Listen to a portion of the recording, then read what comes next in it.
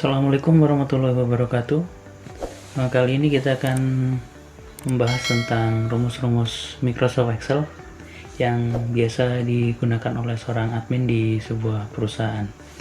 Tentunya rumus-rumus ini sangat perlu sekali untuk kita pelajari agar nantinya ketika kita bekerja sebagai pengelola data di sebuah kantor atau admin, kita sudah memiliki pengetahuan tentang rumus-rumus yang sering digunakan.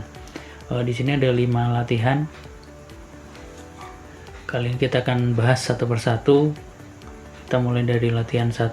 Di sini terlihat ada tabel, ada nomor, nama pegawai, gaji pokok, tunjangan, pajak penghasilan, dan gaji bersih. Yang ditanyakan di sini adalah bagaimana cara menentukan tunjangan. Jika kita lihat di aturan yang ada di bawah, di ketentuan, tunjangan diberikan sebesar 25% dari gaji pokok. Berarti rumusnya, kita klik saja di sel yang akan kita isikan rumusnya, sama dengan tadi adalah 25% dari gaji pokok. Berarti 25% dikali dengan ini sel C7 karena gaji pokok berada di C7. Kemudian kita tekan enter.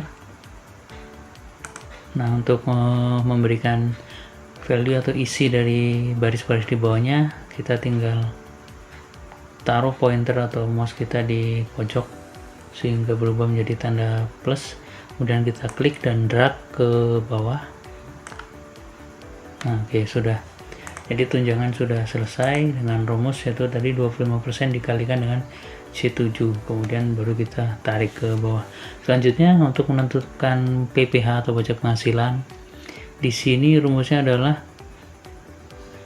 PPh dibebankan sebesar 5% dari gaji pokok. Masih sama seperti tadi. Kita klik di sel yang akan kita isi, sama dengan tadi 5%. 5% dikali dengan gaji pokok. Gaji pokok masih di C7. Kita klik C7. Kemudian enter. Nah, jika sudah keluar hasilnya, kita klik drag ke bawah. Oke, selesai. Tunjangan sudah terisi, pajak penghasilan terisi. Terakhir kita akan mengisi kolom gaji bersih.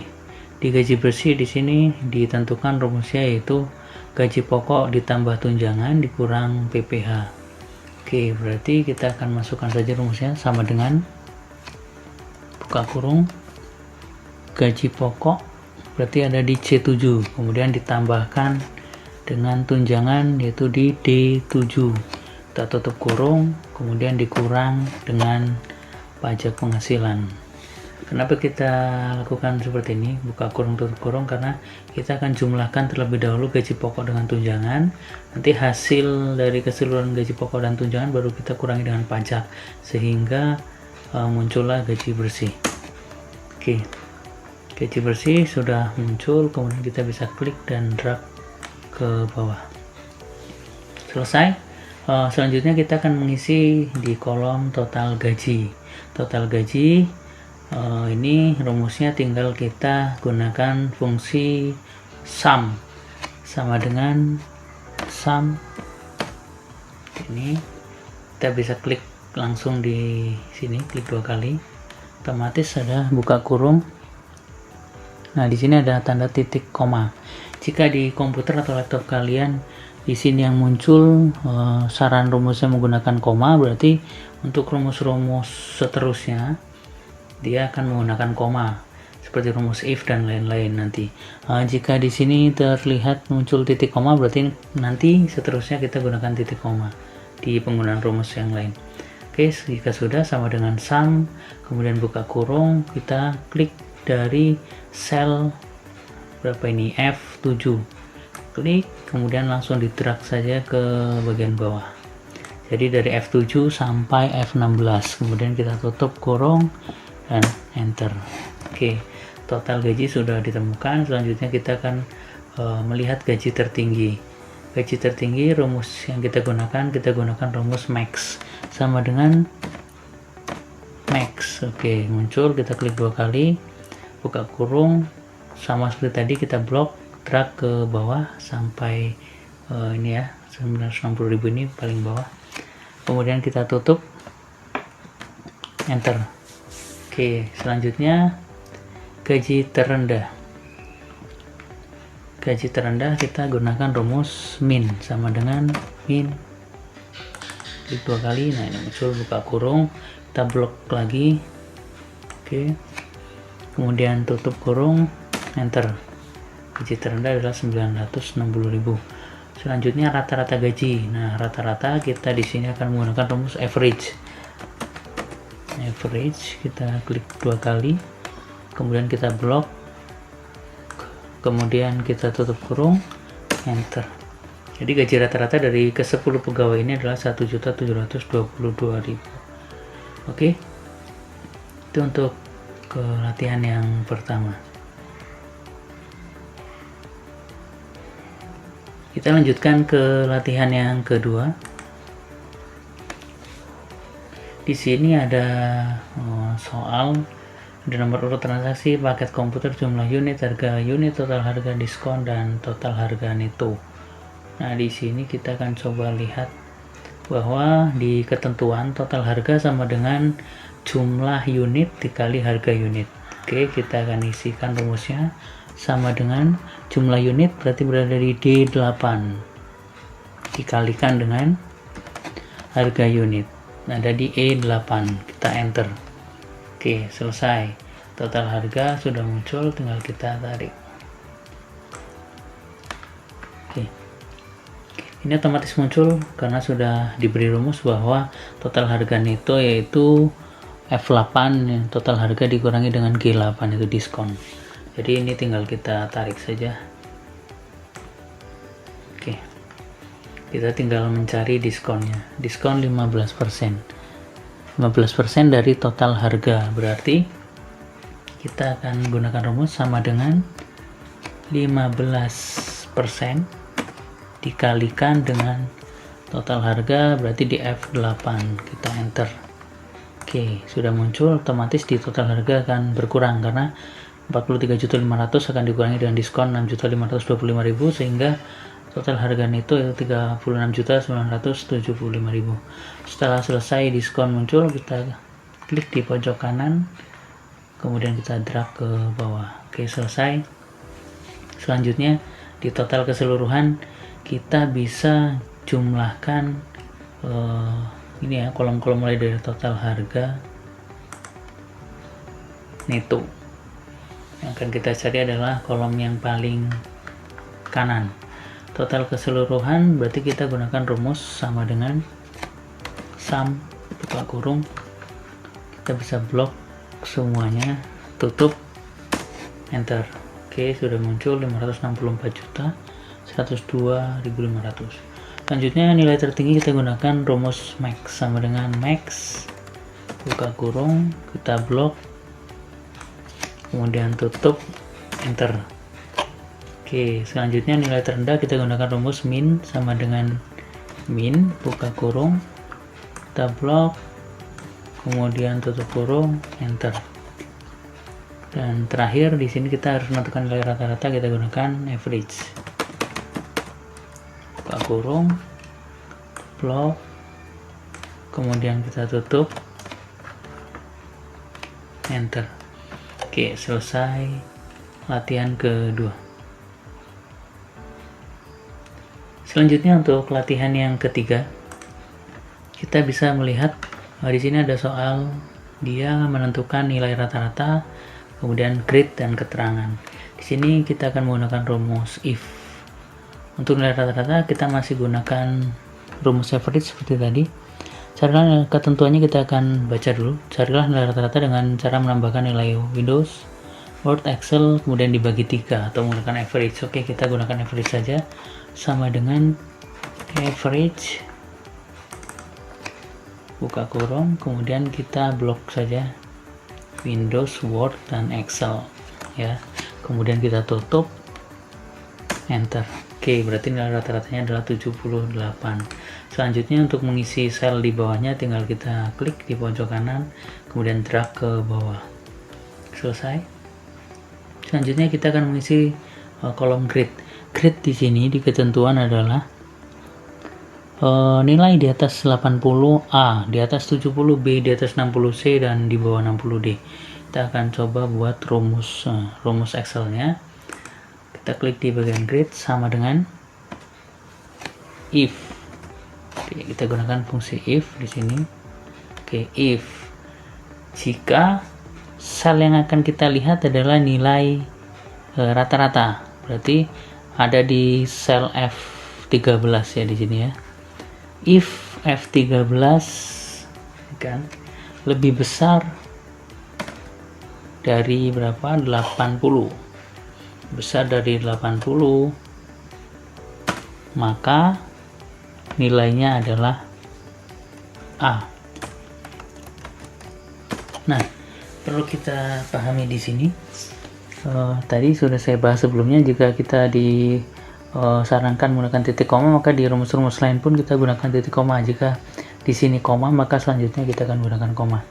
Nah, kemudian yang perlu dipahami, jika kita membuat rumus if, di sini kan tadi jika F13 itu rata-rata lebih besar dari 80. 80 ini adalah nilai, dia angka. Jadi kita tidak perlu memberikan tanda petik seperti kita memberikan tanda petik di huruf A. Jadi ketika kita ingin menggunakan simbol operator matematika di sini seperti lebih besar, lebih kecil, atau sama dengan, dia adalah angka yang akan kita uji di sini, maka kita tidak perlu menggunakan tanda petik 2. Jika di sini kita gunakan huruf misalnya, berarti kita boleh gunakan petik 2. Nah, oke, kita lanjutkan. If F13 lebih besar dari 80, maka dia akan mendapatkan grade A. Kita akan titik koma lagi, kita masuk rumus lagi, if lagi, if, oke, buka lagi, if F13 lagi tetap, karena kita akan mengujinya nilai rata-ratanya.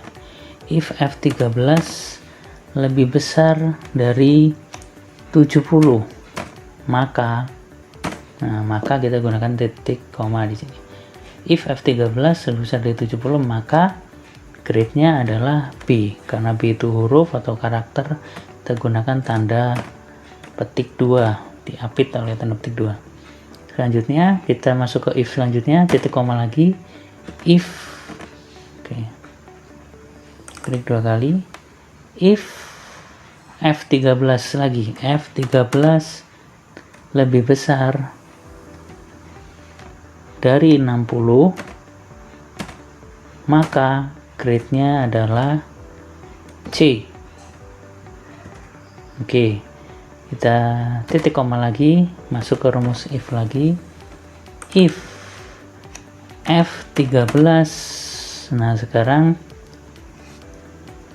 ini ada yang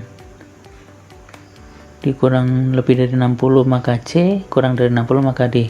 Nah, ini ada ketentuan yang mungkin membingungkan, kita luruskan. Jika lebih dari 60 maka C, berarti 61 C. Jika kurang dari 60 maka D, berarti 59 D. Jika nilainya 60, maka masuk ke mana? Nah, kita perlu ubah, berarti tadi yang lebih besar atau sama dengan gini. Jadi lebih besar atau sama dengan 60 maka C. Jadi ketika nilai 60, maka dia akan tergolong masuk grade C. Jika itu 59, nah nanti kita akan buat ketentuan di sini, F13 lebih kecil dari 60, artinya kan 59 ke bawah, maka nilainya adalah D. Oke, D. Oke, selesai. Selanjutnya kita lihat, kita membuka kurung berapa kali? 1, 2, 3, 4. Berarti kita harus menutupnya sebanyak 4 kali. 1, 2, 3, 4. Kemudian kita enter. Nah, di sini muncul grade-nya adalah B. Untuk melihat hasil yang lainnya, tinggal klik di pojok kanan, kita drag sampai ke bagian bawah, dan secara otomatis maka nilai-nilainya akan terisi.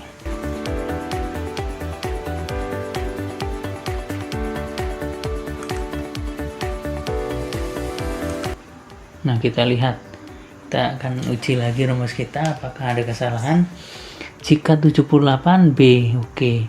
di sini kenapa 70C? Nah, kita akan lihat kembali. Ternyata tadi ketika kita masukkan rumus kita tidak memasukkan tanda sama dengan. Ketika lebih besar dari 70B, maka 70 itu C. Nah, kita berarti harus memperbaiki rumus yang tadi supaya rumus ini sempurna, maka kita akan ubah di sini rumusnya ya.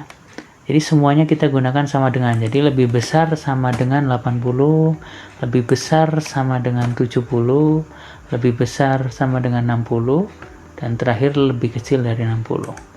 Kita enter.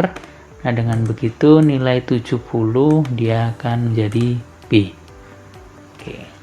Jadi kita perlu perbaiki ketentuan yang ada di sini. Jadi apabila lebih besar atau sama dengan 80, A lebih besar atau sama dengan 70B, lebih besar atau sama dengan 60 itu C, dan kurang dari 60 itu D. Oke, ketentuannya sudah diperbaiki.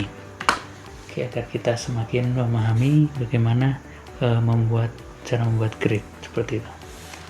Selanjutnya terakhir di kolom keterangan. Di kolom keterangan di sini ada dua kondisi. Jika nilai rata-rata lebih besar sama dengan 70, artinya 70 lulus, di atas 70 lulus. Yang kedua, jika nilai rata-rata kurang dari 70, maka dinyatakan tidak lulus, artinya nilai 69 ke bawah. Nah, rumus yang kita gunakan if sama dengan if, klik dua kali, buka kurung ya. Kemudian kita akan uji nilai rata-rata, berarti masih di F13. Jika F13 lebih besar atau sama dengan 70, maka keterangannya adalah lulus. Oke, petik 2 kita tutup dan titik koma lagi. If kita buka kurung lagi, F13 kurang dari 70, maka tidak lulus. Oke, petik, kita lihat kita membuka kurung sebanyak 2 kali, berarti kita harus menutup sebanyak 2 kali. Kalau sudah, kita klik enter. Oke, kita tarik. Nah, di sini akan terlihat bahwa nilai di bawah 70 dia akan keterangannya tidak lulus. Oke, sudah selesai untuk latihan yang ketiga. Selanjutnya kita akan membahas latihan yang keempat di video yang berikutnya. Terima kasih. Sekian tutorial kali ini. Saya Assalamualaikum warahmatullahi wabarakatuh.